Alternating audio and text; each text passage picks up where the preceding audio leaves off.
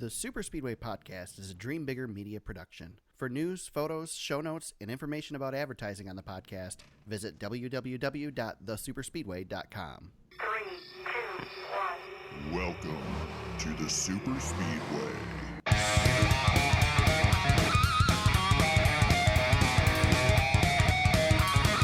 Welcome to episode 141 of the Super Speedway Podcast, recorded Wednesday, February 26, 2020. I'm your host, Eric Young, and I'm joined, as always, by my co-host, James Cush. James, how's it going today? Good, my man. How are you? Good. It's been a long day, but a little bit more positive week this week for NASCAR. I mean, it was positive last week, but I guess we can be a little less doom and gloom this week, maybe. Well, where we came from last week, we were definitely in the positive spin last week. But great race at Vegas, huh? That was probably one of the best mile-and-a-half races I've seen in a little while. That was a lot of fun. Yeah, it was great. It was a really good race. I do have to admit that I spent a lot of the third stage sleeping, but it had nothing to do with the quality of the race. It just had to do with So my boys were in a hockey tournament this weekend, and we started Friday night, and it was over by noon on Sunday, and I was pretty exhausted, and so went and did laundry Sunday afternoon, and then came home and watched the race, and I was dozing off during this third stage, but everything I saw was great, and the stuff I saw in between snoring and closing my eyes was really good too. So overall, I think, I think this was a race that was, we got a good finish and kind of an exciting finish with the green, white checker, but at the same time, it would have been, I think, a really good finish without the green, white checker.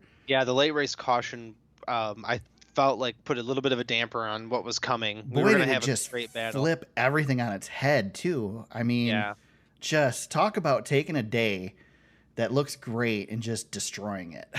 Yeah, it really ruined Ryan Blaney's mojo. Yeah. He was in a groove, got himself in the right position, and then when you're the leader and you got those late race cautions like that and you're on old tires, you just cannot win. Well, there's nothing you can do. Not just Ryan Blaney, because Blaney came back for 11th, but Alex Bowman as well, who was coming to, possibly win it. He ends up 13th as well. So, it just completely flipped it. Let's mention, unlike what we always do, let's get it out there that Joey Logano got the win this weekend. James mentions Paul Wolfe and Joey Logano get it done. Race number 2 of the season. Yeah, race number 2 of that partnership. So. Yeah, Logano, one of the high picks to win this race. And I think, he was there, but got pretty lucky with this finish, the way it came out, and was able to stay out and get the win. And our leaders, a couple of leaders pitted. Ryan Blaney, who had it pretty much locked, maybe with Bowman coming. I thought Bowman would get him. Yeah, I thought so too. Bowman was definitely coming. He was coming like a man on fire. He was in Chicago mode, is what he was. Yeah, he was closing strong. Yeah, and then they pit under caution with 2 laps to go. So okay, here's the deal. Let's give a bunch of praise to Goodyear this weekend. Goodyear brought a tire that actually wore out, which was freaking awesome. And I think that's why that's why the race was good. That's why pit strategy worked. And that's why we got this finish that we got. And so let's Monday morning quarterback it a little bit here. Obviously, race losing move to pit as the leader in this instance. Yeah. Would they? Well, you can't do anything there. You can't. No, you're damned if you do, damned if you don't, right? Yeah, if he stays out there, it's a race losing move. Yeah, everybody else is like, we'll come get him here with fresh tires. So there's nothing. You might have a few guys that are running in the back that are going to stay out, but you're talking 3 or 4 guys versus the number of guys that stayed out in this instance. Yeah, there was too big of I think it was a 7-car gap before you got to some guys with 2 tires, and the first, I think Johnson was the first guy with 4 tires.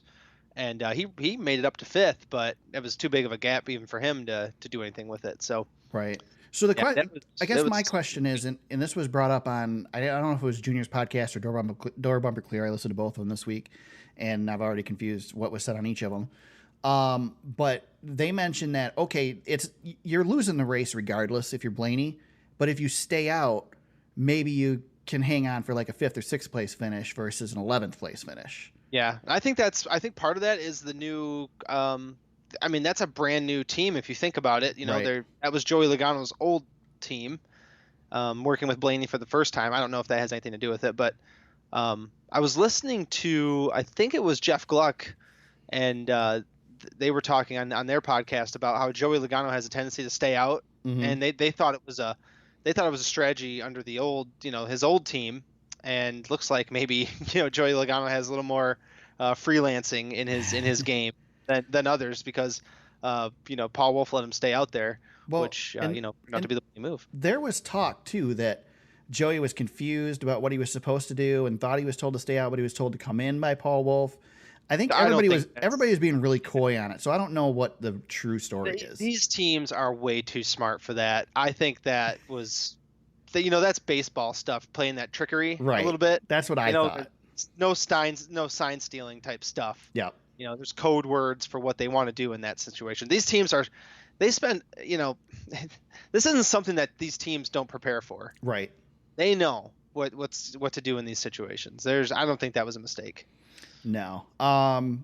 James, you don't have it in the notes, but I think a freaking awesome move on that last restart. Matt DiBenedetto down to the apron, rubbing tires. He was coming, man. If they could have finished that lap, he might have been there. He's gonna have a good shot to win some races this year. That's the I was thinking about that move. That's the second week in a row we have seen that exact same move. Chastain pulled it at Daytona and it did not work. Right. Late in the race and wadded up the field. And DiBenedetto had the momentum and he went for it, man, and dove that sucker down below the white line into turn one. He got to stick, bounced off a couple of guys, but got to stick regardless. He's got horsepower under that car. That's going to be a tough team. Yeah. They're going to sneak up on people. They might get a win before, sooner rather than later, I think. I think we're going to be looking at him in Bristol for sure. If he hasn't gotten it done by Bristol. Yeah, he's going to be a problem. Yeah. He's going to be a problem at Bristol. If these Fords, they ran well. They ran pretty well at Vegas. So yeah, he might have a shot elsewhere, as well. He could probably do well at Auto Club. Yeah, he could. Definitely. I think we're definitely seeing the talent that Matt DiBenedetto has. I mean, he's still not in a top car, but it's pretty close. I mean, this is probably as high as he's going to get. Yeah. I mean, it's a Penske car, but it is still a Wood Brothers car as well. Yeah. So it's barring any major changes here in the next couple of years, I don't know how much further Matt DiBenedetto can go. I mean, that's a pretty good seat. Yeah. Coming from where he's come from, he's actually literally climbed every step of the ladder. He didn't skip one, on the way up to where he's at right now, and he's probably got one step to go somewhere, but he's pretty close. Yeah, definitely. So we got the green white checker, we got the restart, and then we had a wreck after they took the white flag. NASCAR throws the caution pretty quickly. Similar situation to Daytona the week before. The week before they let it play out. This week they didn't. Any issue with what they did? I kind of thought that the track was blocked and they kind of had to throw the yellow. Yeah, it was too close to the start finish line. Chase was a one car accident at Daytona. There were several cars turned sideways. Through the grass, debris everywhere. Yeah, William Byron really got he got kind of screwed on that whole deal. Yeah. But that's kind of what led to that that last caution. It was just a mess. I mean, that restart was insane. All the restarts were insane. Oh my gosh, they were excellent. Yeah, the restarts were beautiful. I mean, that's the one thing that this package really gets right. And especially when you've got cars on old tires versus fresh tires, and when it matters, that just makes it even more chaotic. There are certain tracks where this aero package just creates the greatest restart. I mean, the restarts are better everywhere. At least on the mile and a half, the intermediate tracks. But there are places that it excels at. Vegas is one of them. Chicagoland's another one. I think we're going to see some big things at California this weekend too, because last year Michigan actually is still not. It's better, but it's still they can only go too wide at Michigan. They can't do 3 wide there yet. You think about how much room you have to run. It's like a runway on an airport. You know, Michigan, you've got a long way to go to get to turn 1, but at Vegas, you've got a little bit of time before you got to get off the gas a little bit, and that can cause some craziness. So I think California is going to be good this weekend with this package. See, last year we were still learning what this aero package was going to do, and everybody was pretty cautious, and nobody was pushing the limit last year at this point. So California, I think, is going to be exciting this weekend. Yeah, I think so. I'm curious to see what a track with worn out pavement like California will do as well. You know, Vegas is pretty rough. You know, I didn't really realize that until they showed some of that in-car stuff. Mm-hmm. Jimmy Johnson's helmet cam, you know, bouncing around the corners. I was like, wow, I didn't know Vegas was in that kind of shape. I thought it was, you know, a lot smoother than that, but it's going to be even more so at Auto Club. Right. Let's see. Chase Elliott had a good car throughout the day. Great. Had trouble. Yeah, he had issues. A lot of guys had issues. He was one of them. A lot of big names. Truex. Yeah. Truex bounced off the wall. He rallied, and then Truex was the only Toyota doing anything. Yeah, and they were good. I was really feeling good about my fantasy pick last week. Yeah. And then he ran into some issues. And then even late in the race, I thought, well, he's going to salvage this thing. And he got caught up in that mess late in the race. But yeah, he was the only Toyota doing anything. Yeah. And then Johnson hit the wall too, but he rallied. He didn't hit it as hard as Truex, but he was able to kind of keep it going. But yeah, it was Chase Elliott. I thought he was going to be the guy to beat. He dominated the first two stages. Yeah. Led 70 laps and then kaput. Yeah, he was definitely looking like the guy. Jimmy Johnson, you mentioned him, gets a top 5 finish. This might be a good spot for us to mention the Chevrolets. Yeah. I just, man, that's the best the Chevy contingent has looked, I think, in a long time. Right. Ricky Stenhouse Jr. ran really well with his Chevrolet, finished 3rd. Austin Dillon got 4th. Yeah, I mean. Our top 5, DiBenedetto, Stenhouse. I think 7 of the top 10, right? With Chevys? Yep, and Bubba was 6th. Yeah, Ty Dillon 10th, all Chevrolets. Yep. And some of that was pit strategy, but still.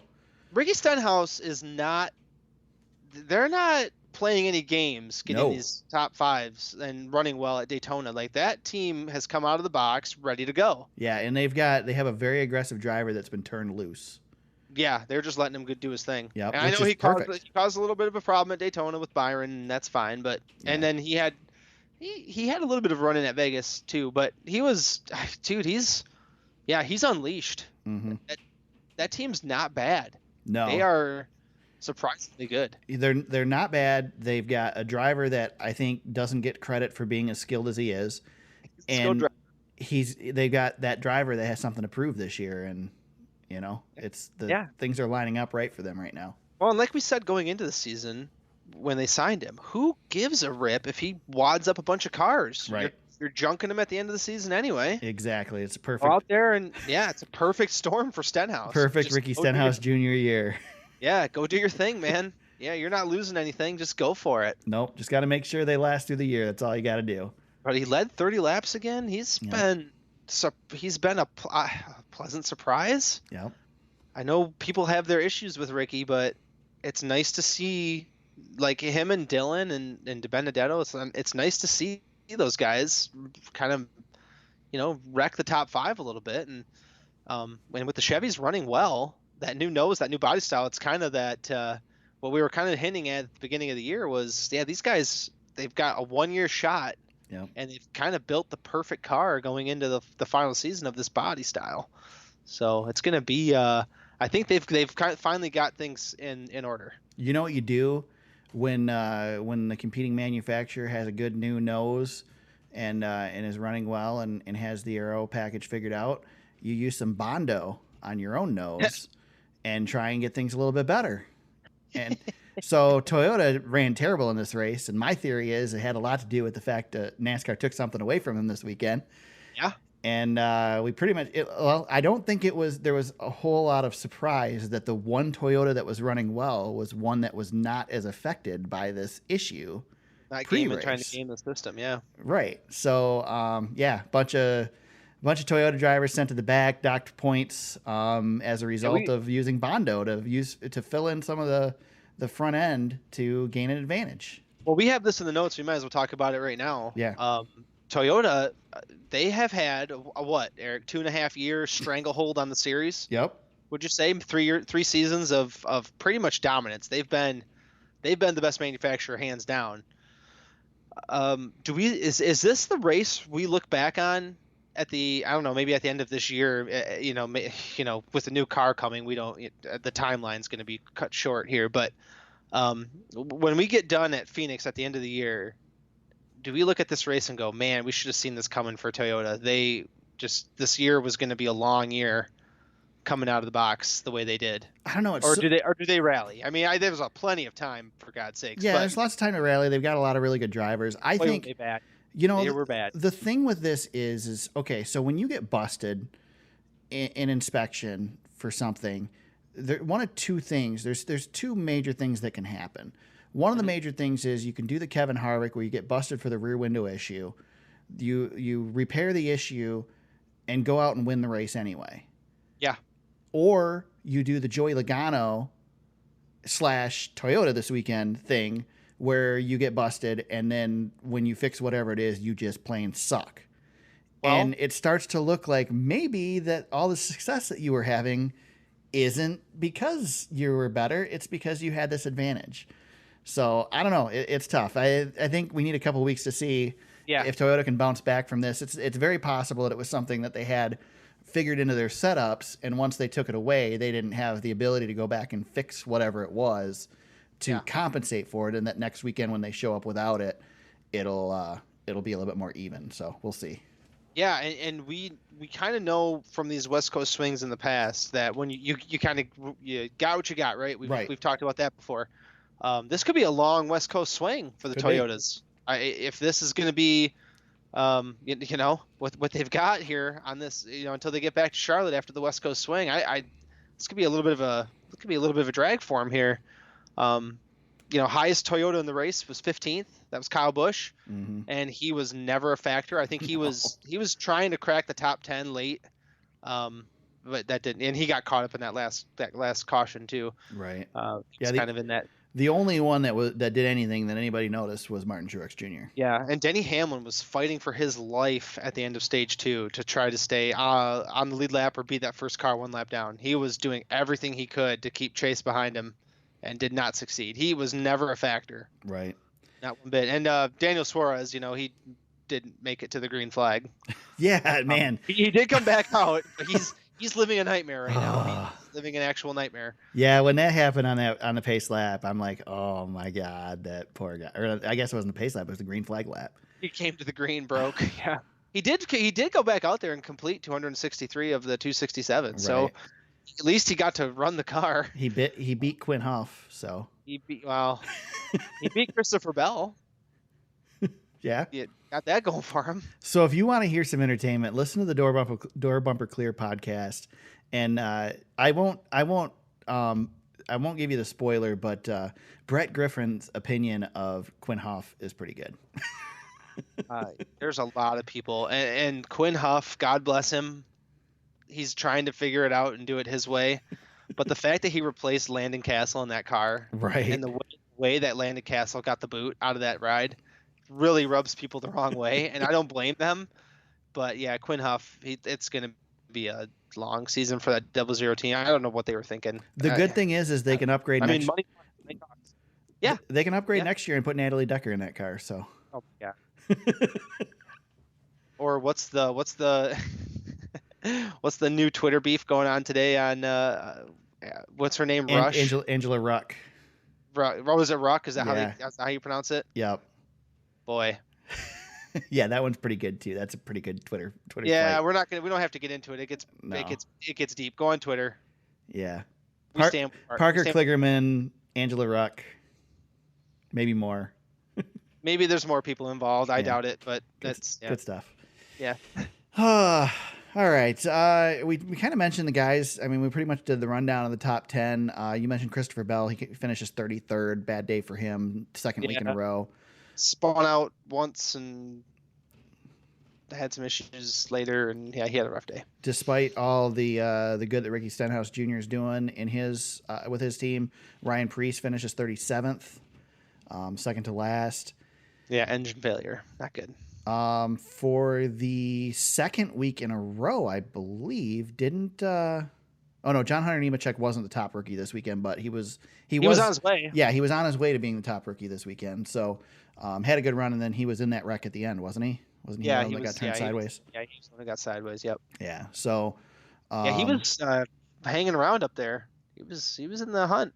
How about Corey LaJoie with a 16th place finish? Yeah, that's another good run for him. Yeah. Yep. Yeah, I think Tyler Reddick is the top rookie, right? 18th. Yep. Tyler Reddick is. Yep. Okay. All right. Anything else about Vegas? They freaking rained in the desert on Saturday, and we had to run the Xfinity race Sunday night. Yeah, that was fun. I I kind of liked having the Xfinity race run after the Cup race. It's kind of like it's kind of like having extra fudge on my ice cream. It was good. There was nobody there. Everybody left. Nobody cared. Everyone wanted to go home. It was so dead empty for that race. Yeah. It was rough. I did want to shout out Ross Chastain. He ran that 6 car pretty good. Yeah. He was the penultimate caution though. Yep. But he gave that car a good ride. He was having a nice day. He did. Have they announced officially that he's in the car this weekend? I think Bob Pocker said he's in the car until Ryan gets back. They dropped it on DBC this week, I think, before it was announced, but that he was going to be. So, yeah, I think all 3 races were good this weekend. Even the truck race, Kyle Busch ran away with it, got his 7th win in a row in the Truck Series. But he was Sheldon Creed gave him a run for his money, big time. Yeah, got to earn it. Yeah. And it was a good race, despite the fact that Kyle dominated it. If you look at the stats, it wasn't really that much of a domination. And then when he did pull away, when nobody was challenging, there's still good racing in the pack. So overall, I think it was a great weekend of racing in Vegas, and I think I would say probably one of the best weekends in Vegas we've had in a while. All good races. Yeah. Yeah, we've had good races, but I don't remember having all 3 races be this good. Of course, I don't know. This might be the first time in a while that we've done 3 races together, isn't it? Because usually this early one is not a truck race. I don't remember being on a truck race. I could be wrong though. No, I think trucks used to run with IndyCar here back in the day. Yeah. But the trucks, they usually had like a month off after Daytona. Yeah, they did. They're trying to eliminate that long stretch in there. So yeah, that was good to have the trucks. Yeah, and now they're not back till Atlanta, I believe, correct? Yeah, I don't think they do the rest of the West Coast swing. I think they're on a little bit of a break, but they've got that another race in the bank before they get back that way. Yep. All right, let's talk some news. We got all kinds of news items. I wanted to hit on. We don't need to spend a lot of time on Ryan Newman because we talked a ton about him last week, but we got some more news on Newman this week. Today he visited the Roush shop, got to see the team and stuff, and they gave him a standing ovation, which was pretty cool. We found out in a press release or a press conference this weekend with a statement from Newman. He was not at the track this weekend. I don't believe he's able to travel to the track yet, especially on the West Coast. But he says he did not suffer any broken bones or internal injuries. However, he is suffering from a head injury of some sort. We don't know the extent of that. Yeah. Which I think we all kind of figured that was probably the case. Yeah. And then Steve O'Donnell did a press conference on Friday, talked about the response time and everything. I thought it was pretty interesting. They had an article that had the bullet points of the whole thing, and I couldn't find it. It's not in the show notes, but there's an article from the USA Today in there. So first fire responder arrived 19 seconds after the car stopped. They had a trauma doctor at the car 33 seconds after it stopped. He was treated for more than 3 minutes, roughly 2 minutes to overturn the car. That was the only time he was not treated, but he was assisted during that time, and then as the roof was cut away. 15 minutes and 40 seconds, they had him removed from the car, and they were loading him in the ambulance, which is pretty amazing. Yeah, that guy first homepage on ESPN too. I was reading that. Yeah, that's where I saw it on Twitter, and then that's where I read the whole piece. But yeah, that's pretty good. Yeah, what more can you ask for? Yep. Steve O'Donnell did say no plans to change the overtime rules in NASCAR. That they're going to stick with that. I'm glad. Yeah. We talked. I don't think we talked on the podcast about it, but we were talking with text messages between you, me, and Todd last week about the overtime, and I'd still like to see these races end under green, like Vegas this weekend. We had the caution come out, but I think as rarely as that happens, I think I'm pretty satisfied with our overtime rule the way it is now. Yeah, I think if you take the white flag, we should. You're really cheesing things up to do a 1-lap shootout, especially at like a super speedway. Once you take the white flag and the next flag ends it, I'm totally fine with that. The only issue I have with that is that it's subjective as to when the caution is thrown, right? So that can affect who the winner is, especially on a super speedway. But I think that's just part of the game. Well, and we have a little controversy from Daytona out of that too, where it appears that the yellow lights were on before they crossed the line, but it doesn't matter. I think we just got to trust NASCAR in these instances. Yeah, we got to let them do their thing. They police the sport. They'll be fine. Yeah, exactly. Let's see. I think that covers all of that. Something we missed last week, James, that we had all the Ryan Newman news. We kind of forgot to look back and Ryan Newman that Ryan Newman stuff was a behemoth that we swallowed everything. Yeah, I don't think this is a big thing that we need to spend a lot of time on, but they announced before Daytona that the Cup Series drivers are competing for the Bill France Cup now. I love that. Yeah, I do too. I think it's perfect. Finally, we got the name right on this trophy.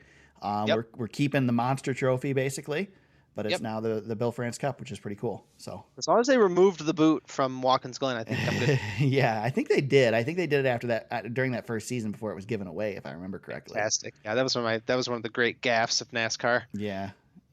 Got everybody excited. Nick Romberg really proud. Yep. Yeah, right. Just one of the many instances. That was right in his wheelhouse, man. Some tributes this weekend at California for Kobe Bryant, which is pretty cool. Ryan Blaney. Yes, good stuff. Yeah, Ryan Blaney's got a car he's running. William Byron has a car he's running. There's links in the show notes to take a look at those. James left off Daniel Suarez, who's running special gloves and then the 8 car missed opportunity. They're gonna run a decal on the 8 car. That's about it for that one, but that's a good idea for Tyler Reddick. I think it's cool, man. Think NASCAR will do something? I think we were texting with Todd about that too. I think we'll probably see some markings on the track. That's I don't know. Maybe lap 24 or something. Right. You hold up the 2-4 or something. I don't know. I think it's cool that they're coming into the area, and obviously a lot of people are affected by this whole thing. Still right. Bothering people, and I don't know. I think it's cool that NASCAR is going to do that. Blaney. Technically he's sponsored by, a Kobe Bryant company. So Body Armor is going to let him do the scheme too. So, the cars look pretty good. I was hoping for maybe something a little bit more pop on them, but they still look pretty good. I was giving James a lot of crap because James hated William Byron's Daytona car. Oh, I hated it. So I still do it. And I think that William Byron's Daytona car looks better than Blaney's car, the Kobe Bryant car, but. Yeah, I know what they're trying to do with this. I thought the car should be black if they're going to do the snake skin. Right. Black Mamba, obviously, and then have the purple and gold highlights or something. But right. Either way, I don't know. I did see that. I think it was. I can't remember where I saw it, but I wish I could give credit. Adam Stern probably.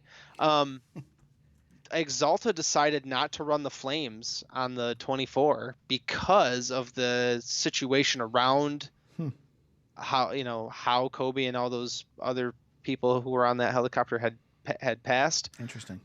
So that was an actual decision. They said we're going to run the purple and gold, but we will not run a flame scheme. Interesting. For that specific reason. So I hadn't thought about that. I was hoping they would run something with the Flames, and after I saw that tweet, I said, that makes sense. That is actually well done on Exalta's part. I think actually that's a pretty good move. Yeah, I agree. That's interesting.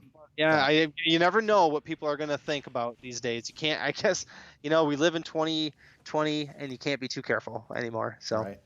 Not bad. Okay. Speaking of William Byron, going to test the new version of the next gen car at Auto Club. Yep. 2-day test. Yep. After the weekend. So he'll be there, Monday and Tuesday, I think it was. Yep. Car built by Richard Childress. Yep. So, not open to public, but I'm sure we'll get some video and stuff from NASCAR on it. Yeah, NASCAR's going to do their thing. They're going to pump that sucker out as fast as they can. Yep. I'm waiting to see some multi-car runs with this thing. That's what I'm looking forward to. Yeah, August, I think, is what they were saying. They're thinking that they're going to be able to do so. I would assume, air quotes, that I think after Michigan in August, there's going to probably have to be a test there. When they first had the COT coming out, that was the big first test was at Michigan. They've said August, and I've got that one circled that we're probably going to see some cars at Michigan running together. Probably a good guess. It's a good place to do it. Yeah.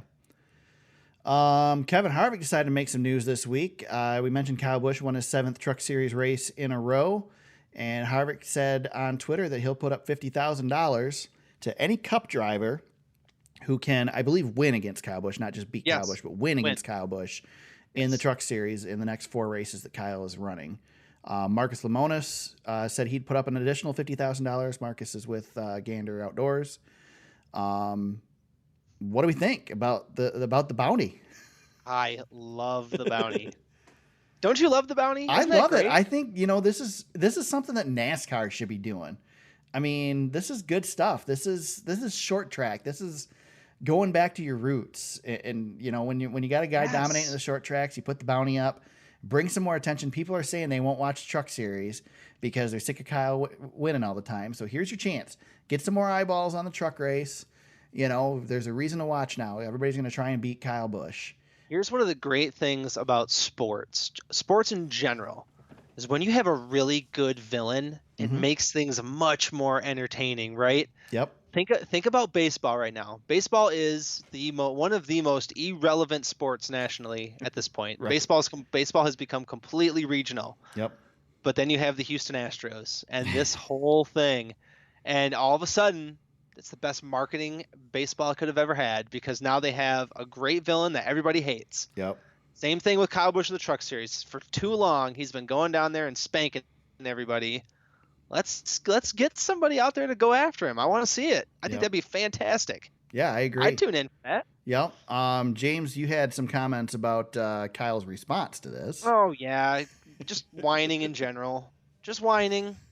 Sorry, KB fans. I know you're a KB fan, Eric. I'm sorry. What's in it for me? That's what Kyle wanted to know. What's in it for me? Well, Kyle, when you're at the local short track and they put a bounty on you, there is nothing in it for you. You're winning.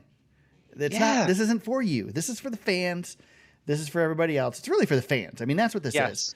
And so I had a question on this, because when I originally saw Harvick do this, I'm like, here's Harvick again. He's throwing jabs at Kyle. He's trying to stir up some crap and get Kyle irritated. Good. So, but here's the thing. I like that, first of all. As a Kyle fan even, I like that. I think that's great. I think Harvick as this, Harvick is the guy who pushes Brad Keselowski into the fight. That's the Harvick I like. Yes. I like the Weasel Harvick. But then I started thinking about it over the past couple days. And is that what Harvick's doing? Or is Harvick actually showing respect to Kyle in saying that you guys think it's so easy that what Kyle's doing, here's some money, go do it. Show us how easy it is. Kyle doesn't see it that way. I'm not surprised. But I started to think about that. Is Harvick maybe being respectful in this instance? I think anytime, it doesn't matter. The fans hating Kyle racing in the Truck Series as much as they do, that's a sign of respect, whether Kyle sees it that way or not. Right, which he doesn't. Well, I know. It's the old Dale Earnhardt saying, if they ain't making noise, that's a problem. Yep. They're making noise at Kyle Busch no matter where he goes and what he does. He's done his job. Yep. You want to make a noise. So what if they hate you? Mm-hmm. I just want to see. I said this to you guys this week. Yeah, but it's tough though. You got to think. And I'm sorry to interrupt you, but you got to think of it. Go ahead. Let's look at it from Kyle Busch, the dad. So like he's got his kid at the track. His wife's at the track every weekend. You don't want people booing you when your kid's at the track, So I get it. He doesn't want to be the villain. But Eric, there's a lot you can do to not be a villain. I know. It's the whole you've made your bed. Right. People didn't like Jimmy Johnson, and Jimmy Johnson was winning all the time, but they didn't hate Jimmy Johnson. Yeah, but Kyle Busch doesn't do anything to negate any of his issues. No, I know he does. He does good things for his fans, and if you're a Kyle Busch supporter, he's going to notice you. Mm-hmm. He'll sign your autographs. He won't smile while he's doing it, though. No, he's good to Rowdy Nation. Yeah, he's he is. Really good to Rowdy Nation when the cameras are on. Yeah, really good. Oh, yeah. Especially good to Rowdy Nation when the cameras are on. Just like his trucks seem to run a lot faster when he's in them. I don't know. Those things. But Kyle, I told you guys that I want to see Kyle, instead of, doing what's in it for me, poor me, this is dangerous, blah, blah, blah. Why don't you just say simply, let's go? Yeah. Fine. Put your head down. That would make me much happier than seeing him do his Kyle Busch thing. So Dale Jr. said that if he was Kyle Busch, he'd go get Denny Hamlin and put him in one of his trucks and finish second to Denny and collect the money. Denny was one of the guys who responded and said, I'll run Richmond. Yeah. Yeah, I believe Denny made a comment along the lines of the last time they raced together in late models, he whooped his ass. Which I thought was pretty good. That is good. That's really good. So you think anybody takes him up on this offer? I don't think it's going to happen, but I think there's too much. So here's the deal. The perfect guy to do it's Brad Keselowski. Yeah, but here's the problem with Brad Keselowski. There's no Fords. No, I know. There's no competitive Fords. No. So the only one who's really got a shot at this is a Chevy driver, a Chevy Cup driver. So one of the Chevy guys gets in there, runs a GMS truck. We're good. But that's it. That's the only option for this, I think. Otherwise, they're not going to be in a competitive truck. Toyota, you're going to need to be in a KBM truck.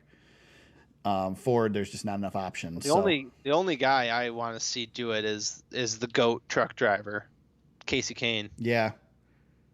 His worst finish in his truck career, second place. Yeah, Casey'd be a good one to see do it. He'd be so much fun, but he's not a full-time Cup driver anymore, obviously. But yeah, I don't know who could do this. Hamlin would be fun. Hamlin would be fun, but I think I don't know, maybe there's not respect there because they've had their run-ins before, but I don't want to see his teammate do it. I want to see somebody who doesn't like him. God, who would be a fun one to... Man, all the guys who I'd love to see are Ford drivers, like Blaney and Kez. You want to know who I'd like to see do it? And I'd like to see come in and beat him. Jared. Huh? Jones? Eric Jones? Jimmy Johnson? Yeah. Jimmy's run some trucks before. Yeah. Why not? It's his last season. That'd be fun, That would be so awesome. And he drives a Chevy. Yeah. He could get Ally to get on there, or Allie, or whatever the heck you call it, whatever you call it. I have really bad word pronunciations. But yes. I speak bad. It's really good. Wow. Oh, and yeah, good thing we're not getting paid for this. Right, exactly. I would love to see somebody do it. I don't think it's going to happen. I love the bounty. I don't think there's enough time for it, but yeah, I think it's great. Yeah, Weasley, Kevin Harvick. Mm-hmm. I hope Harvick's doing it to get under Busch's skin. I hope that's the reason for it. I hope this. See, okay, so I don't think there's a better potential rivalry in NASCAR than Harvick. I mean, Harvick and anybody really. Harvick really needs. Yeah. Harvick has calmed down, and I miss the old Harvick. I miss the Harvick that started crap with the Dillons back when he was leaving Richard Childress. Yeah, jumping over the hoods of cars to fight. Was it Greg Biffle? Was that Biffle? Exactly. And then and Ricky Rudd, he got into it with Ricky Rudd. The guy who pushed Brad Keselowski into the fight. That's what I want. That's the Harvick I want. I miss that Harvick. Yeah, me too. This old guy that's like calm and stuff. I don't like that. Man, let's get Smoke out there to run truck race. Let's go. Speaking of that, I didn't pull that for the notes, but Smoke and a couple other drivers are helping Fox with their analyst roles this year. So yeah, Smoke in the Xfinity Series booth is going to be good stuff. I don't know what's going to happen there. I will watch. Yeah, and I will probably cringe maybe a couple of times. I'm excited. Oh, there'll be some cringing. I'm going to be looking forward to that. Has he ever done that before? I don't think he's ever done the booth. I've never seen him do TV. I'm trying to remember if I've ever seen him up there. The only thing he's done, he had that radio show for a long time, but he wasn't driving the radio show. He was, right. Which I think he'll be fine in the booth. I wasn't listening to Sirius at the time, so I didn't get to. He's not going to be very PC about anything, though. No. He will say what he thinks. Speaking of the booth, Eric Jones did the truck race this weekend. I thought did an excellent job. Actually thought it was Harvick up there for a little while until I saw who it was. Didn't Austin Dillon do the Xfinity race too? Yes, Austin Dillon stayed after the Cup race and did the Xfinity race. Yeah, that's nice work by him. Yep, he did a good job too. So I like seeing these drivers up in the booth. I'm glad that these networks are doing this. I think it's pretty cool. You got to do something. Yep.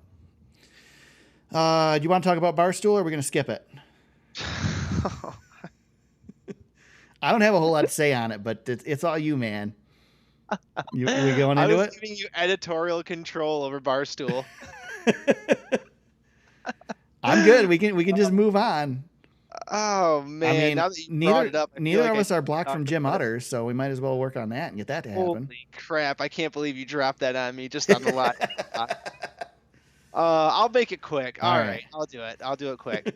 So if you didn't see anything, there was a really weird question at the media center targeted towards Joey Logano after the race. And Jim Utter made one comment that said, "Oh, it must be a Barstool thing." And Portnoy did his thing and sicked his stoolies on Jim Utter and literally said attack. Like, literally said the word attack. And Jim Utter has been getting bombed. Like, meme to death. Have you seen any of this stuff? I haven't seen any of it other than the very original discussion. There's some pretty vulgar stuff being said. Like, it's... Man. And here's the thing. So another article got written today. I tweeted it out. So if you follow me on Twitter, you know, we'll do their Twitter handles at the end of the episode like we always do. Another good piece on why this NASCAR partnership with Barstool is not good. But so they go after Utter, and they're going after him hard. And then Matt Weaver kind of sticks up for Jim, and now he's getting it. Oh, that sucks because Weaver's awesome. Yeah, and not getting it as bad as Utter, but he's getting some of it. Leave Weaver alone. He's great. Boy, NASCAR pays Barstool money. And this is what the dedicated media that follow NASCAR get. That's pretty rough. And I just don't understand it. NASCAR hasn't commented on it. Steve Phelps you cannot tell me, we have a lot of faith in Steve. You cannot tell me that he approves of what's happening to one of his beat reporters. Right. You can't. Like, it can't be. And I don't understand. To be fair, Utter brings a lot of this stuff on himself. Oh, yeah. Yeah, and I tweeted that today. I said in my tweet, I can't believe I'm on the side of Jim Utter. But in this instance, you know, the enemy of my enemy is my friend. Right. So the problem I have with Utter is that he brings it on himself, and then instead of taking it, he just blocks everybody. Yeah, and doesn't just block the people that are actually giving him a problem. He just blocks everybody. Well, he's a very much of the troll mentality. Yeah, that where you just that's a troll move. You just block people. Yeah. So if anybody's gonna get it, yeah, I know. His Twitter content's not great. Right. It's usually like 21 to go. Yeah. And then he's on to the next tweet. But I just, man, you can't have people being treated this way by somebody that you're paying money to. Yeah. It's pretty disgusting what's going on. And Barstool, we've talked about them plenty of times. I don't have to get into the whole thing again, but go read some stuff about them. You can educate yourself and come to your own conclusion. If you support Barstool, I don't care.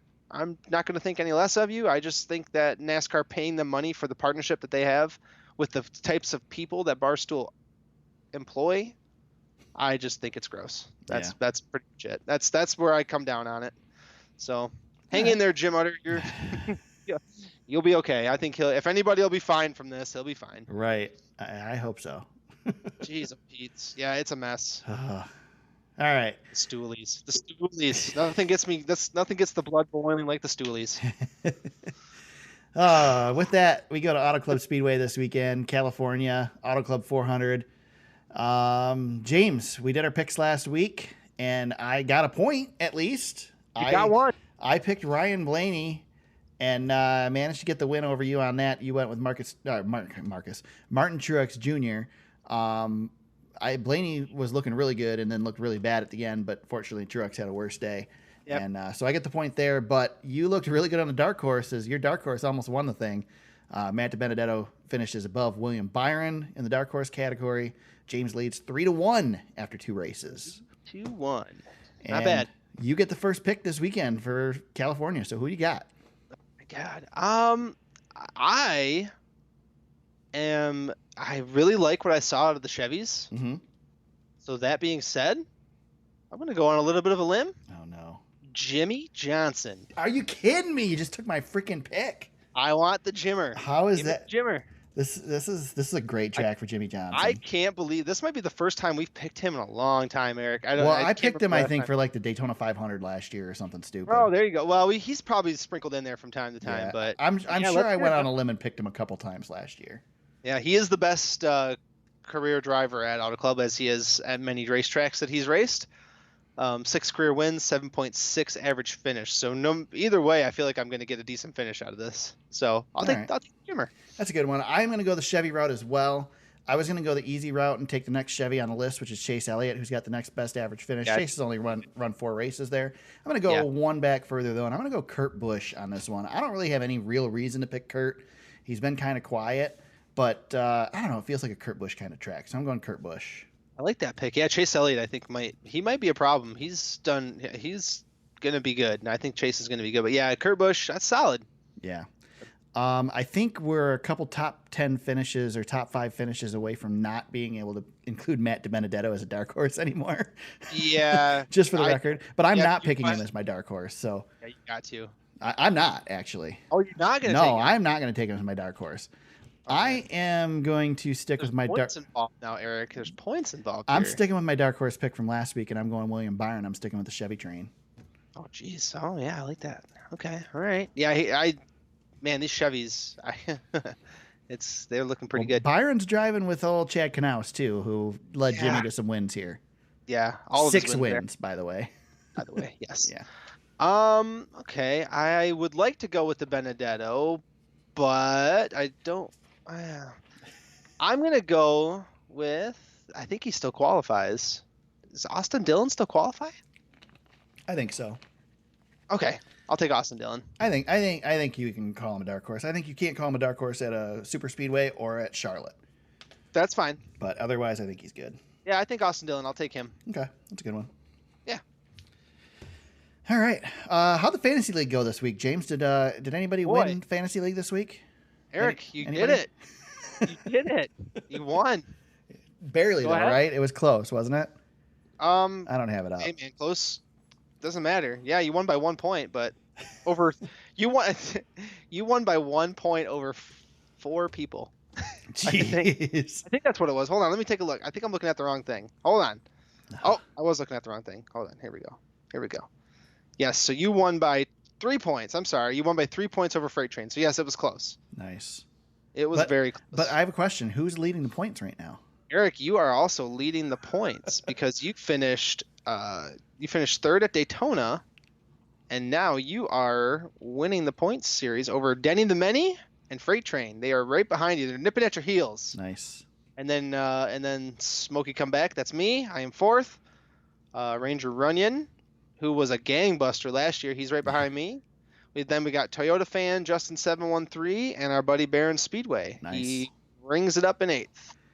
I am going to gloat real big right now because do your thing, man. Because you deserve it. I mean, it's not going to last. So I'm the best right now. The KB show is on top. Yes. And it won't last for long. But Martin Truex Jr. really burned me at Vegas in full ways, and he was doing so well. I was in such a good spot. Who the heck did I even have? I had Martin Truex Jr. too, so you can't blame too much on him. But I had Joey Logano. Yeah, you had Joey. And Matt DiBenedetto. Yeah, that's it. You had DiBenedetto. And Ryan Blaney, so I was good at the finish no matter what. Yeah, you were in solid place. That's where you got me. And I stuck Kyle Busch in the garage, which was a great decision. Yep, I kept Kyle Busch in the garage as well, but I had the rest of your roster beat me up. That Matt DiBenedetto finishing where he did, really, that is what got you where you needed. So that was good. Nice. So there you go, man. Nice work. So last year we had to pick from tiers, right? Couldn't just pick 5, or could we pick just 5 drivers? No, you can pick any 5 you want. Could it's we? when you get to the playoffs is when the tier structure comes in. Right. You get you get to pick 2 playoff drivers, and then you got to kind of figure it out afterwards. But yeah, use your 10 races any way you want with any of your drivers. I mean, you want to run the Joe Gibbs contingent, go ahead. You can run all 4 Joe Gibbs cars. Yeah. It's just you gotta kind of think about these 26 races and how you can stretch out those 10 starts. Yeah, I'm gonna try my strategy. I'm not gonna share what it is, but I have a strategy. No, after what happened to me last year, I got burned in the first 10 weeks last year, and I never could recover, and I'm not doing that again. That's not happening. Yeah. I kind of feel like I learned from fantasy football, and so I'm going to use the strategy that I learned from that in this and see how it goes. Fantasy football, woof. I retired from that years ago. It's the greatest thing. Yeah, it's a good decision because I did it for 2 seasons, I think, or at least one, and it was absolute hell. So it stresses me out, man. Hated it. It's just the only thing that was cool about it is watching like Red Zone and actually caring about the other teams. That was fun, but yeah, then you get an injury and you were screwed, and so so much was affected by the draft, and that was it. That it just sucked. Oh, it's terrible. If you didn't draft a good quarterback, you were screwed, basically. Yep. How it goes, man. Yep. So, all right. Anything else? Did we miss anything, James? Shout outs. We got shout outs. Yeah, we do have shout outs. I'll go first. Go ahead. I just want to say that both Eric and I, friend of the show, Ben, he's going through a little bit of a rough patch right now. And we just want to let you know, Ben, if you're listening, that we're thinking about you, man, praying for you. And hopefully we'll get you back on the pod soon. But hang in there, bud. We're with you. Definitely. Yep. I want to shout out Corey LaJoy's podcast, Sunday Money. Main reason I want to shout it out is if you haven't listened or you don't listen to the podcast, listen to the Daytona episode. Obviously, Corey LaJoy is the one that crashed into Newman's car. There was a lot of talk about, the picture of LaJoy praying outside the car afterwards, and he talks about that and the fact that he wasn't actually praying. He was recovering from a pretty rough hit. Lot of insight if you've ever wanted to know what it's like to be in an accident like that and what you go through after the fact. Corey talked a lot about that. Not a giant fan of the podcast myself, but this one's worth listening to. At least jump to about 30 minutes in was when they started talking about it. It's worth a listen. And then, like I said, I'll give my weekly Dale Jr. shout out to Rick Mast on the Dale Jr. podcast this week. Check that out as well. Pretty interesting. So there you go. Yeah, nice. With that, James, where can they find you on social media during the week? At James Cush on Twitter. You can find me at TSuperspeedway on Twitter. I've been a little bit more active on there this season, and it's been a little better. Not still real great, but I've been on there. You can find us on Facebook at facebook.com/thesuperspeedway.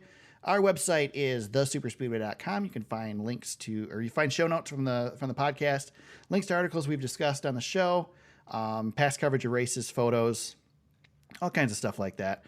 There'll be a lot more this season as well, so check that out, thesuperspeedway.com. You can find the podcasts on there, a bunch of old episodes if you want to go back and listen to some of our old interviews. James mentioned Ben, who's been on the show, was on the show last year before Homestead. Orange Cone was a guest last year. Barron Speedway was a guest last year. Lots of interviews with drivers. Shoot, I got to talk with Jimmy Johnson last year, and that's on there as well. So check out some of the old podcasts. Find the podcast on Apple Podcasts, Google Play, and SoundCloud, wherever you found us today. We hope you subscribe and continue to listen.